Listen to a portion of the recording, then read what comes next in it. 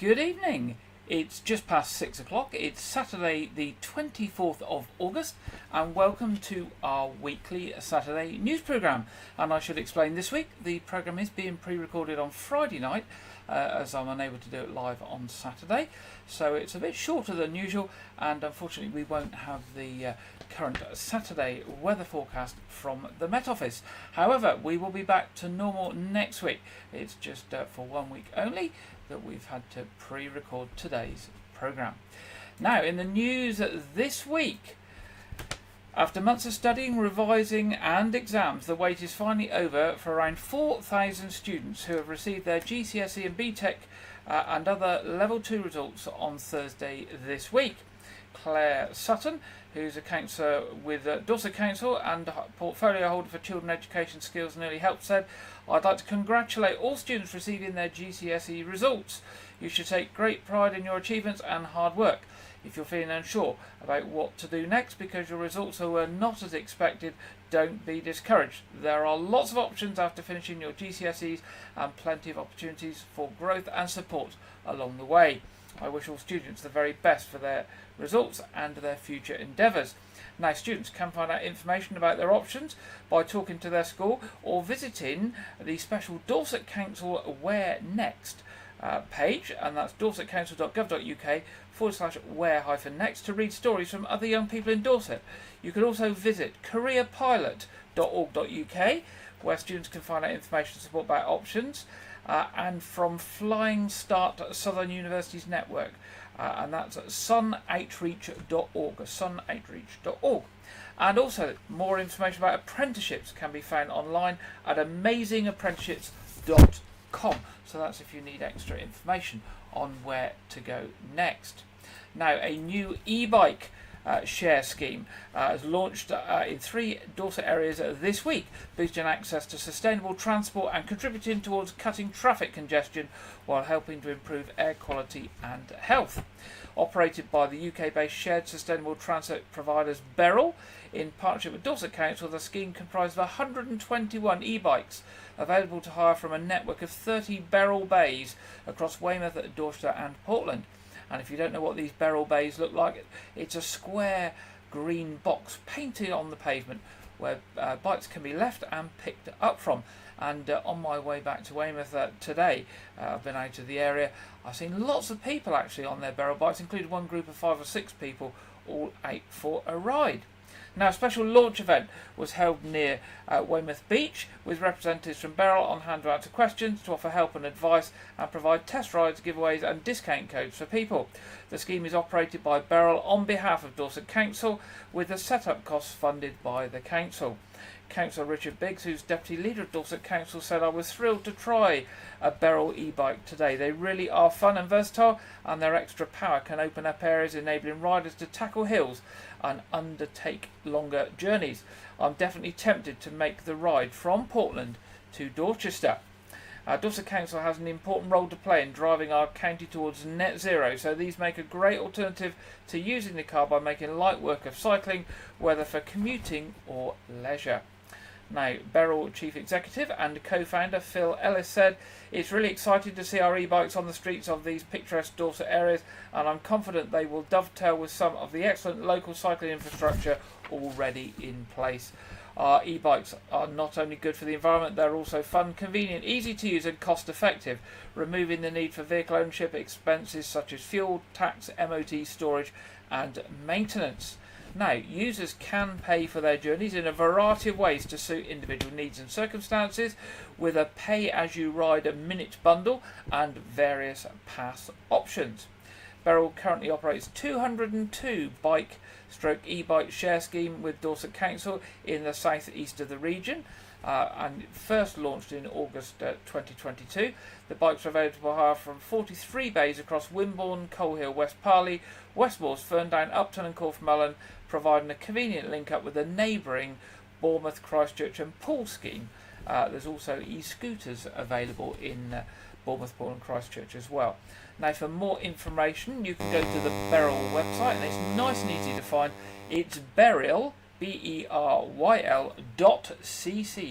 Beryl.cc. Now, the Ukrainian flag was raised at County Hall today to mark 33 years since Ukraine declared independence from the Soviet Union in 1991. Ukrainians have made their home in Dorset, also honoured their country's annual Independence Day, and local groups across Dorset held events in the community to mark the anniversary. Mariana Dobskich, a Ukrainian refugee who now works for Help and Kindness in Dorset, said, "It's difficult to convey in words the grief from the loss of so many people, civilians and soldiers, the destruction of our cities, villages, nature and the lives of millions of people. Ukrainians bravely continue to fight every day, and the Russian aggression and war crimes will never be forgotten. On Independence Day, the 24th of August, we want to gather because we are stronger together, and we want to pay homage to our native country. We also want to thank the communities that have welcomed us and invite everyone to join us for a celebration of these events." Since Russia's invasion of Ukraine escalated in 2022, Dorset has welcomed hundreds of Ukrainian refugees, and the Homes for Ukraine scheme administered by Dorset Council alongside other organisations has seen over 400 local residents opening their homes and offering accommodation to families from the war-torn country. Councillor Ryan Hope, who's portfolio holder for customer, culture and community engagement at Dorset Council, said, "We continue to stand with all those affected by the horrific events which have taken place in Ukraine over the past 2.5 years. Dorset has a proud history of welcoming new arrivals at times of crisis, offering homes and support to people escaping the horrors of war, and I'm grateful to the local people who have shown true community spirit and willingness to help others by welcoming Ukrainian people into their homes and our communities." Now, over 20 million people in the UK are now in financially vulnerable circumstances. An improving financial situation for the vulnerable has never been so important, says CAP money coach Dick Howard. Now, CAP is Christians Against Poverty. In an age where every penny counts, it's a really worrying time. Taking control of your money can help you feel more at ease and lessen the stress of money worries. A local church is offering free money coaching to help people manage their finances. Dick and fellow CAP coaches are offering a 3-hour course, one on a Tuesday, that's the 3rd of September, from 2 to 5 p.m, and the other on Saturday the 7th of September, 9:30 to 12:30 at the Dorford Centre in Dorchester. Course participants will learn how to put a budget together with tips on how to make your money go further and how to be disciplined about spending. As Dick explains, the courses are tried and tested and they are independent. No one is trying to sell you any financial products. Best bit is it's totally free. Dorchester Poverty Action and Dorchester Food Bank are backing these courses by offering a £20 co-op voucher to participants who live in the DT1, DT2 postcodes or who are NHS workers. The courses are run by Dorchester Baptist Church using materials created by Christians Against Poverty. If you want to find out more information and to book in, you can visit the website at www.dorchesterbc.org.uk/cap. So that's www.dorchesterbc.org.uk/cap. A new and free training programme that will help Dorset businesses gain a competitive edge in today's digital world has just been launched. The Digital Leadership Training Programme has been made possible thanks to £80,000 shared prosperity funding from Dorset Council. In total, the council has secured £4.4 million shared prosperity funding from the government to support a wide range of initiatives aimed at growing the local economy, supporting businesses and increasing skills. Investing in digital leadership training for local businesses will not only give individual companies a boost, but will help fill an identified skills gap that is essential if Dorset's economy is to grow. Running from September to early 2025, the Digital Leadership Programme will be delivered by social enterprise training provider Cosmic. The training will be online and aims to help businesses craft a future-proof strategy with cutting-edge digital tools. It will also help them to enhance productivity using digital platforms, foster a culture of experimentation and innovation, learn more about AI, delve into data decision making and assist with horizon scanning for future opportunities. This programme will be ideal for chief executives, directors, managers and digital champions across all industries. Business leaders can choose from a more in-depth course run over 30 hours in total, or a shorter 3 half-day course held over 3 weeks. The programme also includes one-to-one mentoring. Any Dorset business that would like more information about the Digital Leadership Programme can email planning, that's planning, at cosmic.org.uk. That's planning at cosmic.org.uk. Excuse me, just a bit of a dry throat there. We move now to this week's appeals from Dorset Police. Detectives from Dorset Police are renewing their appeal for information following a road rage incident that resulted in a serious assault in Weymouth, and they're issuing an image of a man they would like to identify. He's on the screen now. Dorset Police received a report at around 9:50 a.m.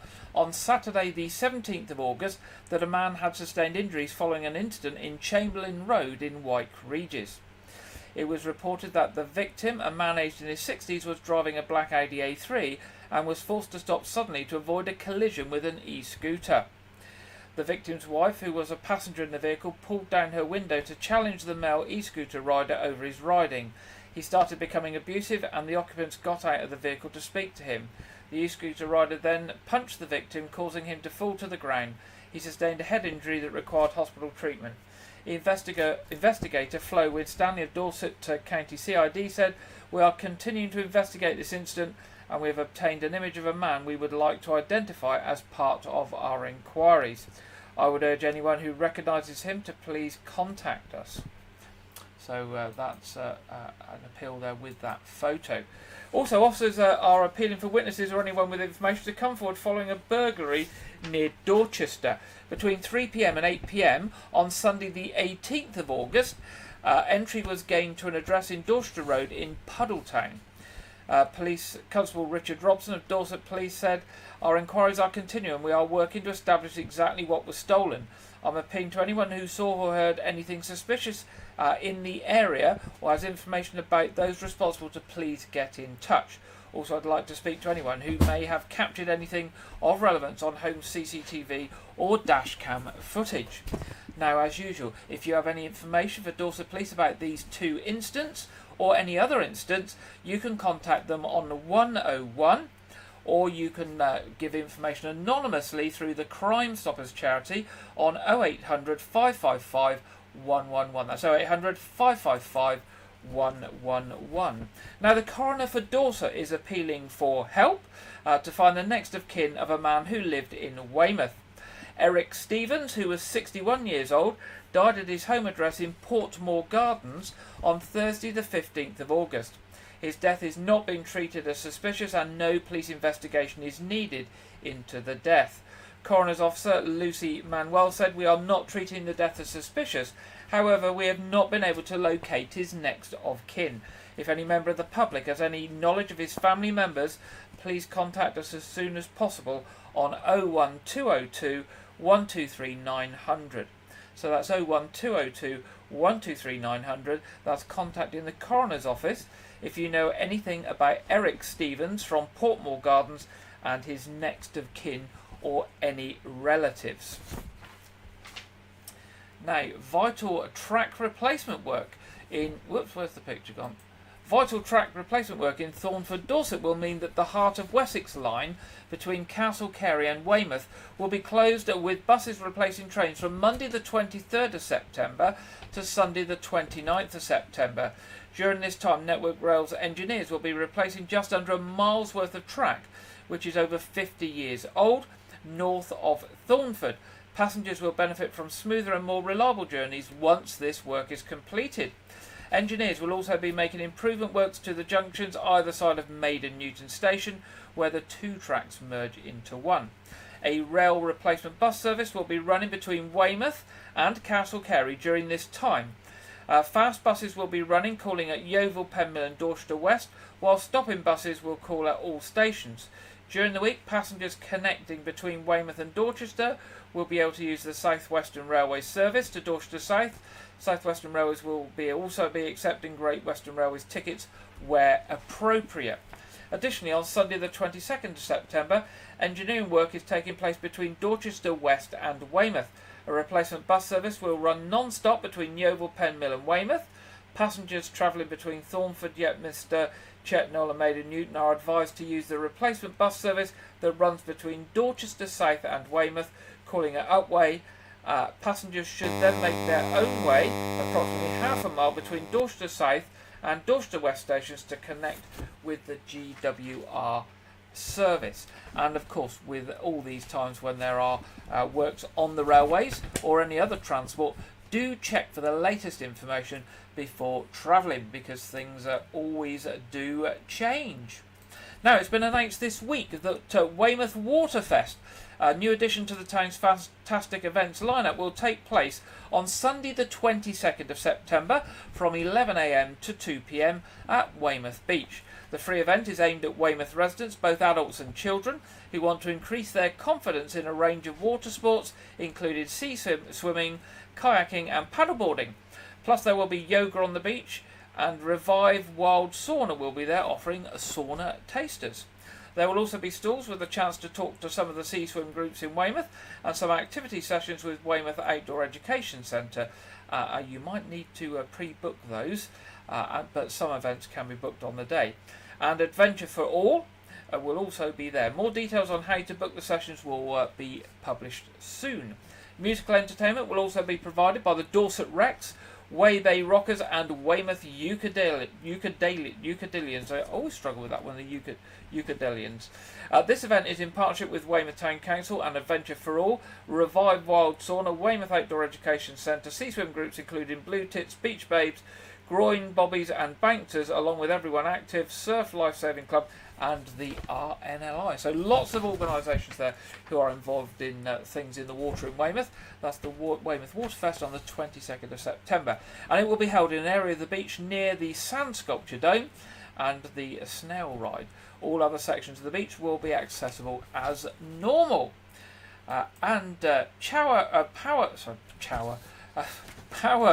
Power boating, I think this might be the last story. Yeah, this is our last story in the headlines tonight. Power boating is now going to be accessible to all from a local charity at its Portland base. Trustees, volunteers and sailors from Chesil Sailability gathered at the Weymouth and Portland National Sailing Academy at Osprey Quay on Tuesday this week with a representative of the Wheelie Boat Trust for the naming ceremony for Chesil Sailability's new fully accessible powerboat, All Aboard. It's an exciting new venture for Chesil Sailability, expanding its core work of providing accessible sailing to now providing accessible powerboating. The provision of the new Coulomb V17 rigid hull powerboat was made possible with generous support from the Wheelie Boat Trust, along with local funders such as the Alice Ellen Cooper Dean Charitable Foundation and Dorset Nature Art and Wellbeing Fund, and national funders the Bruce Wake Charitable Trust and the RYA Foundation, as well as a number of other small donators and bequests. Trustees, volunteers and sailors from Chesil Sailability, together with a representative of the Wheelie Boat Trust, gathered on the pontoon at the Sailing Academy, where the new vessel was moored alongside for the official naming ceremony. The name was done in the traditional way, with champagne poured over the bow of the boat. Hugh de Jong, who's chair of Chesil Sailability, said, "We are very grateful to the Wheelie Boat Trust for making the provision of the wheelie boat for Chesil Sailability possible. We are very excited to be able to take disability groups out for journeys around Portland Harbour, adding an extra activity for individuals at our weekly sailing sessions, and especially enabling powerboat driver training for people with disabilities, particularly as the layout enables a wheelchair user to drive." Now, Chesil Sailability operates from the Weymouth and Portland National Sailing Academy. It's an RYA affiliated sailing group, making sailing and now powerboating available to everyone, irrespective of physical disabilities, long-term health conditions, learning difficulties or mental health difficulties. Its motto is, whatever your disability, whether you know how to sail or not, you will end up smiling. Chesil Sailability is entirely volunteer run. It has around 50 volunteers who skipper boats, kit up sailors, hoist sailors into boats, maintain the boats, provide first aid cover and drive the safety boats. Each year, Chesil Sailability enables around 120 sailors and carers to experience the waters of Portland Harbour in around 20 to 25 trips in their boats. The charity has the use of 4 Hawks and 5 Hansa sailing boats, the new V17 wheelie boat, and has 2 rigid inflatable safety boats. And if you want to learn more, go onto Google and search for Chesil Sailability, whether you are a disabled person or somebody with difficulties who would like to get out on the water, or on the other side, if you are a volunteer who would like to help Chesil Sailability get people out for accessible sailing or powerboating. That's the end of the headlines this week. Now tonight in our shorter programme, we're straight over to Andrew Wright for this week's film review and preview.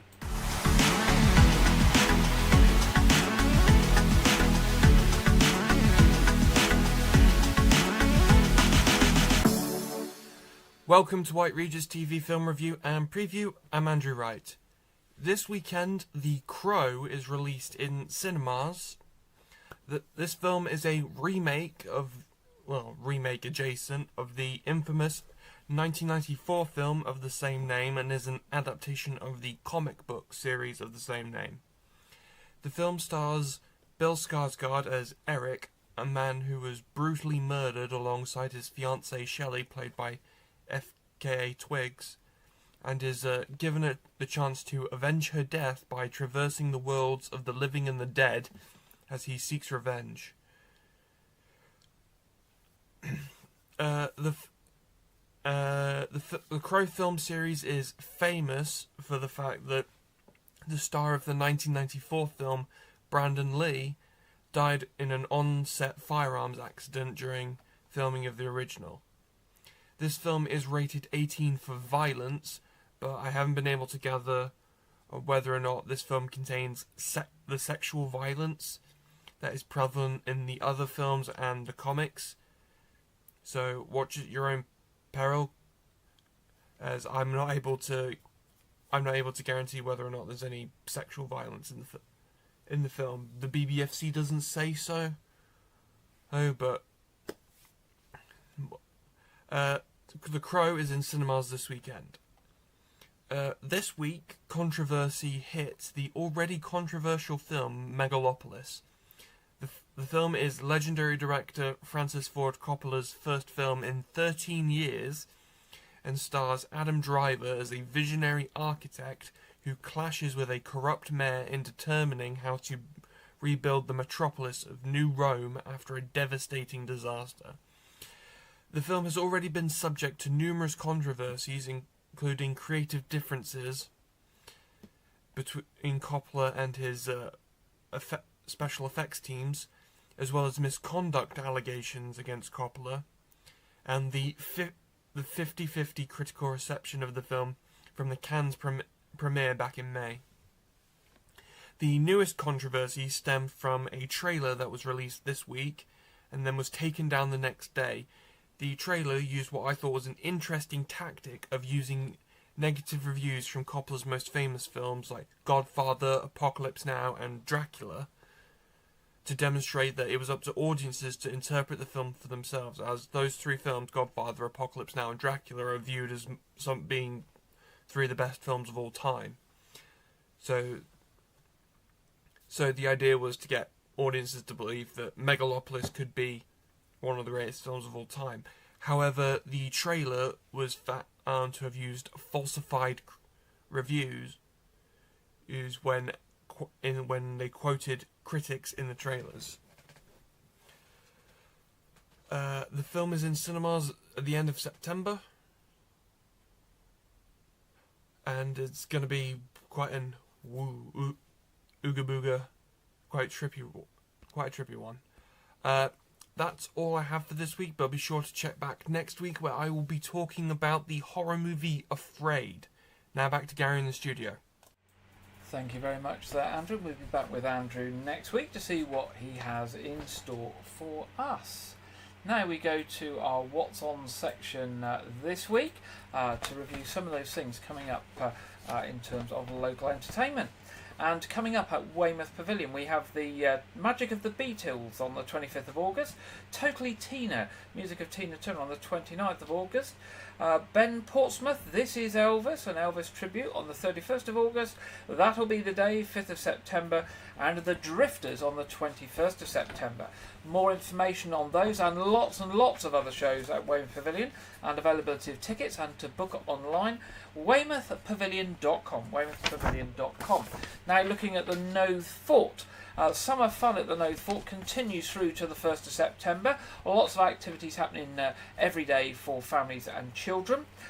We have got Family Science Festival on the 22nd of September. The 24th of August we've got Silent Disco, Dance by the Coast. 5 o'clock to 7 o'clock is Family Disco, and 7:30 to 10 p.m. is an adult disco. And also coming up in October, the 5th to the 6th of October, the Pirate Weekend, and Pause for Fort, the dog event at the end of September. That's all at the Knowth Fort. Their website, knowthfort.org.uk. Reminding you that Abbotsbury and Portersham are still celebrating their millennium. All the details of their events on their special website, map24, Portland Marina will be the venue for the start of this year's B-Side Festival. That starts on the 5th of September.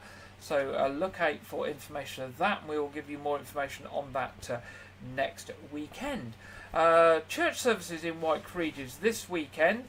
8 o'clock service at All Saints, 9:30 communion at All Saints, 11 o'clock service at St Edmund's Lanehouse.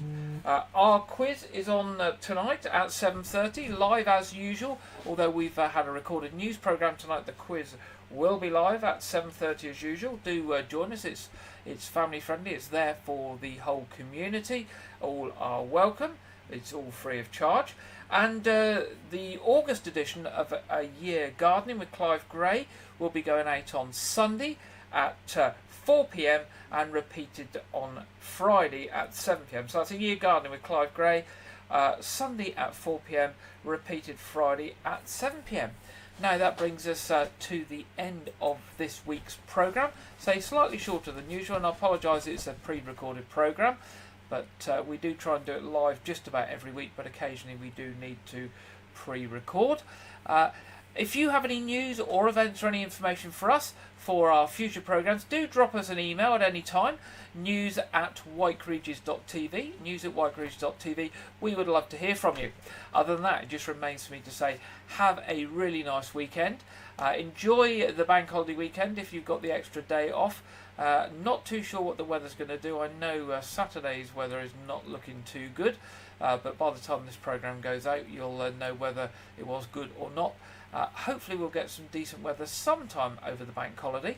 And if you're getting towards the end of your summer holiday, if you've been off with the schools or off for the summer holiday, do make the most of the last week and a bit you've got coming up, because we will all soon be back to school, and we'll be starting that autumn term through to December. And Christmas is only a few months away again, and another year's gone. Anyway, enjoy the rest of your weekend. Thank you for joining me. I'll be back with you next Saturday at 6 o'clock. Good night.